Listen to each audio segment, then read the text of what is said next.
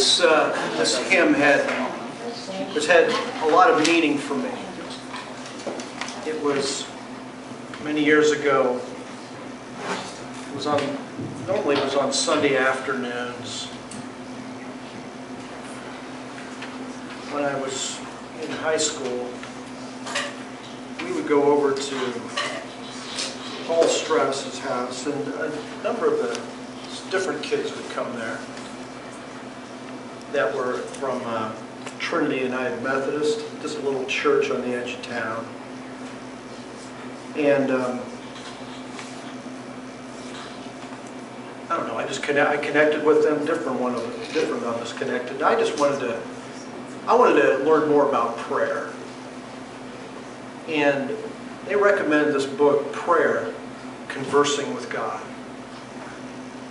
And in that, it's a simple concept that in order to have a basic understanding of a relationship with God, it means having a conversation with Him. And conversation's twofold. Maybe up to that point, I thought prayer was me praying to God, me asking God things, me telling God things, and that was pretty much what prayer was. And in this book it says that's just half of prayer. The other half is when God talks to us. It's having a conversation with God. And in this book it gave some exercises to do. And it said, look up holy, holy, holy, and turn your heart towards God and really put your heart in this. I mean, the third verse probably is the one that really gets me. Holy, holy, holy, though the darkness hide thee, though the eye of sinful man thy glory may not see. And you know, when you're trying to get a hold of God, you're wanting to see Him.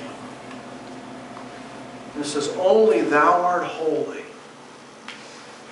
And it started to strike me that God's like no other. Perfect in power, love, and purity. And I began to sing that song and with my heart. And something connected in me. And and when I mean connected with me, these words were true to me. We can read the Bible, we can sing hymns. Like this week, I like the refrain of that second to last song. He leads me, and He keeps me from falling. He carries me close to His heart.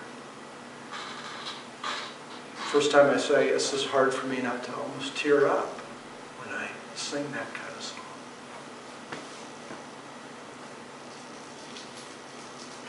Did you have a good week?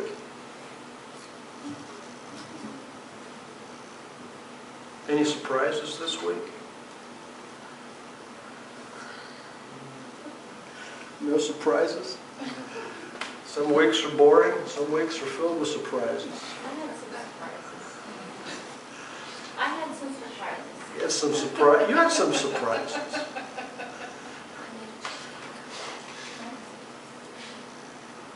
I'm glad Mom's here. She had some surprises this week too.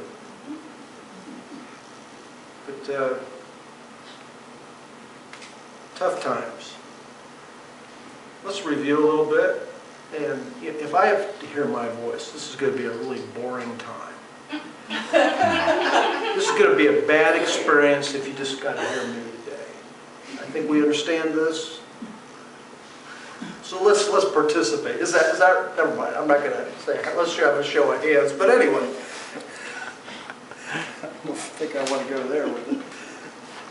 What do you think, Megan? Any comments? The last days. Tough times ahead. Tough times ahead, and specifically in the passage here in 2 Timothy. It talks about in the last days, going to be very difficult to be a Christian. And why is that? What did we talk about specifically in that passage in 2 Timothy?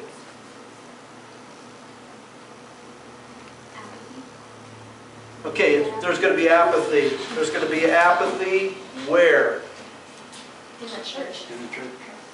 There's going to be apathy among the people of God. I would say the most exciting times in my life were when the Christians around me are excited. Coming to a cell group, coming on a Sunday morning. People are excited about God. That influences me. Not that the pastor's excited. I mean, it's okay if the pastor's excited about God, but the pastor's always supposed to be excited. So, sort of don't count. He's supposed to have it. But when my friends, like Mike Simons, Gary Kreitz, these guys that I knew for ages, began getting excited about God and they began to talk with me, it did something in my life. It rose the bar when I'm around them.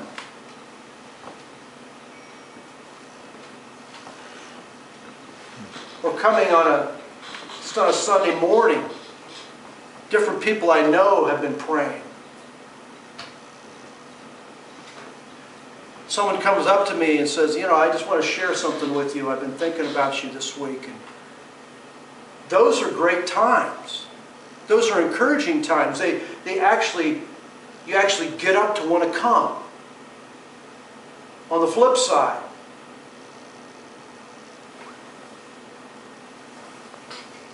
where people aren't praying, where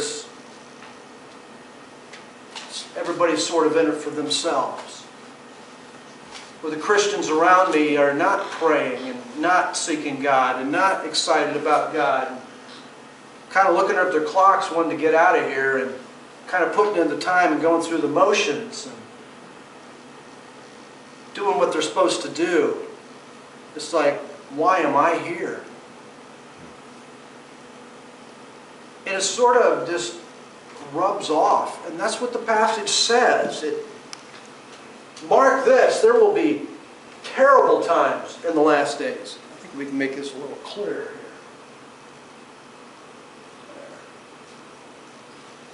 There's going to be terrible times in the last days.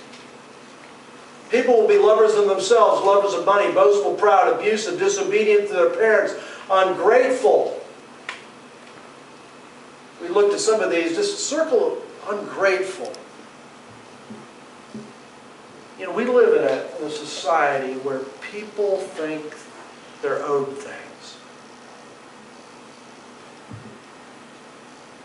There's just, ungrateful is just part of the atmosphere. That's just a part of the atmosphere of people's life. But if people are grateful, then they're soft and they're humble and they're pliable. Grateful people. They reflect and they know that they're living in a place of grace. And they are able to give that grace to others. Ungrateful, unholy, without love, unforgiving, slanderous, without self-control, brutal, not lovers of good, treacherous, rash, conceited, lovers of pleasure rather than lovers of God, having a form of godliness but denying its power. These are people that maybe on the outside look halfway decent. They have a form of godliness. They have a form of religion. But there's a lack of God's power and presence in their life.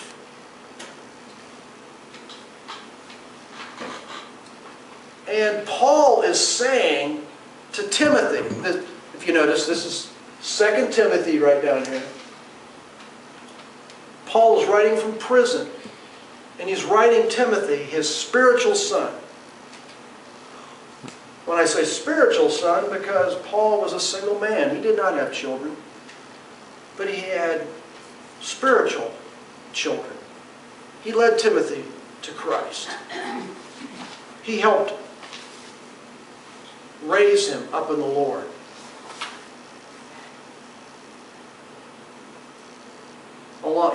Timothy came from a family of believers, and it says this later in the passage. But Paul was there, and he's saying, it's going to get worse. Things are going to be difficult. Not because there's persecution. Even though there's got to be some persecution. Not because the economy's bad. Not because you might lose your job. Not because you won't have, everything doesn't work out the way you want it to. It's going to be difficult because the Christians are going to get into this apathetic place.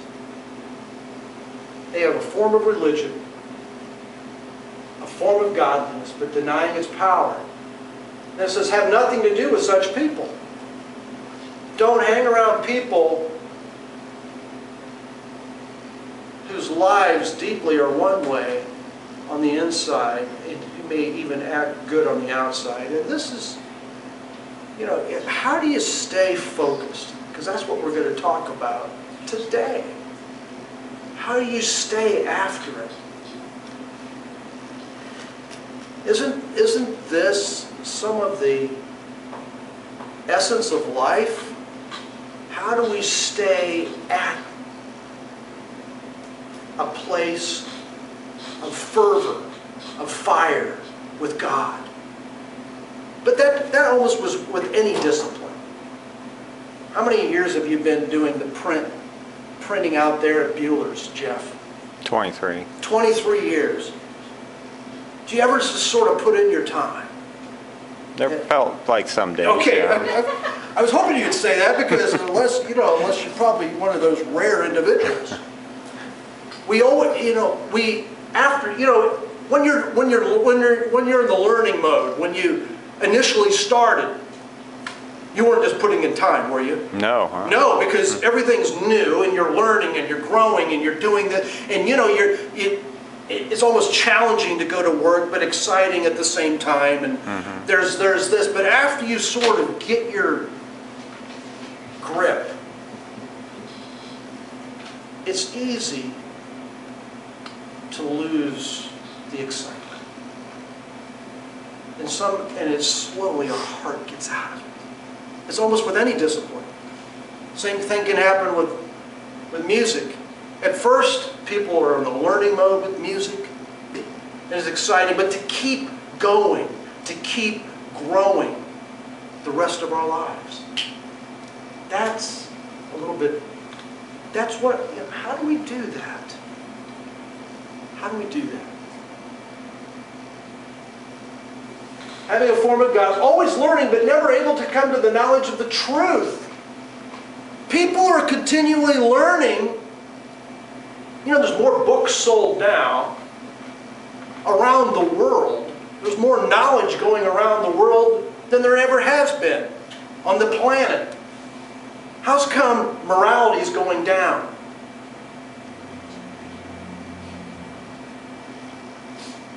There's more Christian radio stations and television stations.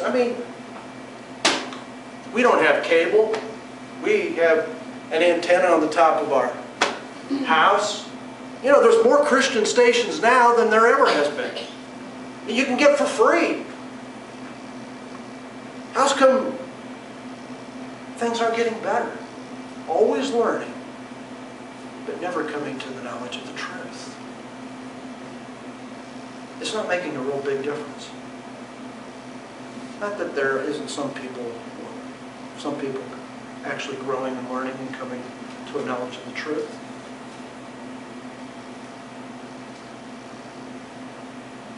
They're men of depraved minds, who, as far as the face is concerned, rejected. Their impostors will go from bad to worse, deceiving and being deceived. It is so difficult to serve Christ when the people who should be on fire for the Lord are empty and devoid of the power of God. It's difficult. Because where do you go if you can't find the power of God in the people of God? Where do you go?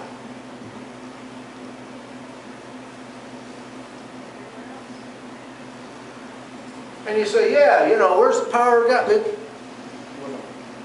What we don't want is to say, yeah, how's come the power of God isn't here or there or this person or that person. We need to just kind of look at ourselves in the mirror and say, because the